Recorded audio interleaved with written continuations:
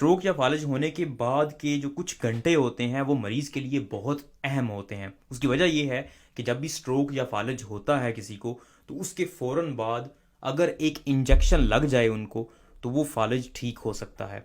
लेकिन अगर वो इंजेक्शन ना लगे तो हो सकता है कि वो फालिज जो मफलूज हो गया हिस्सा वो वापस नॉर्मल ना हो सके। इसलिए आपको पता होना चाहिए कि फालिज की अलामात क्या हैं। कैसे आपको पता चलेगा कि ये फालिज है?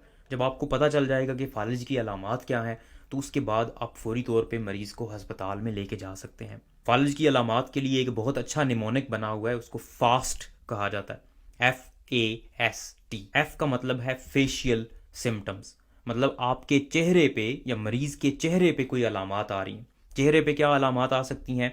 एक साइड से चेहरा नीचे की तरफ झुक जाए, जैसे बेल्स पालसी में होता है, जो लकवा जिसको कहते हैं उसमें होता है। या फिर नज़र में कोई मसला आना शुरू हो जाए, नज़र ठीक तरह से नहीं आ रहा, या फिर ये एक आंख बंद हो गई है, खुल नहीं रही। तो ये अलामात हैं जिससे आपको पता चलता है कि फेस पे कोई मसला है। और जब भी फेस पे कोई मसला होगा तो डेफिनेटली कुछ ना कुछ मसला हुआ है नर्व्स के साथ, और ज़्यादा चांस यही होते हैं कि ये फालिज का अटैक हो सकता है। दूसरे नंबर पे है ए आर्म वीकनेस, मतलब आपके बाजू की वीकनेस। अगर मरीज का एकदम से हाथ काम करना छोड़ गया है या बहुत वीक हो गया, कमज़ोर हो गया, वो अपने हाथ से कोई चीज़ उठा नहीं रहा, या फिर उसके हाथ में सुइयां चुभना शुरू हो गई हैं और अजीब सी कैफियत हो गई है हाथ की या पाँव की, टांग की, तो ये भी स्ट्रोक की, फालिज की अलामत हो सकती है। इसमें भी मरीज को फौरी तौर पे हॉस्पिटल पहुंचाना जरूरी होता है। तीसरे नंबर पे एस है स्पीच। अगर किसी मरीज को एकदम से बोलने में मसला हो गया,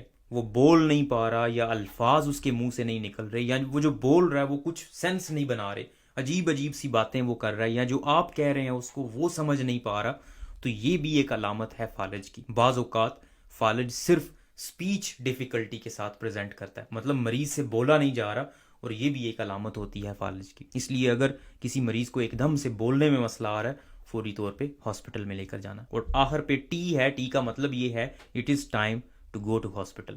अगर ये तीन चीज़ें आप नोट करते हैं, चेहरे पे कोई अलामत नज़र आ रही है आपको, चेहरे पे किसी जगह पे कमजोरी नजर आ रही है, बाजू या टांग कमजोर हो गई है एकदम से, या फिर बोलने में मसला हो रहा है मरीज को, या फिर अगर कोई बेहोश हो गया, तो वो भी डेफिनेटली आपने हॉस्पिटल लेकर जाना है। तो ये चीजें हैं, इनको फौरी तौर पे हॉस्पिटल लेकर जाना है, क्योंकि अगर मरीज टाइम पे पहुंच जाएगा, उसको एक इंजेक्शन लगना होता है, खून की नाली ब्लॉक हो जाती है दिमाग में, तो उसको खोलने के लिए वो इंजेक्शन काम आता है। और अगर वो वक्त पे लग जाए तो मरीज़ बिल्कुल ठीक भी हो सकता है। बहुत ज़्यादा चांसेस होते हैं कि मरीज़ ठीक हो जाए, उसका फालिज बिल्कुल ख़त्म हो जाए। अगर वो इंजेक्शन ना लगे और स्ट्रोक फालिज, बड़ा फालिज हुआ है, तो बहुत ज़्यादा चांसेस होते हैं कि उस मरीज़ की जो भी कमज़ोरी है वो वापस नॉर्मल ना हो सके।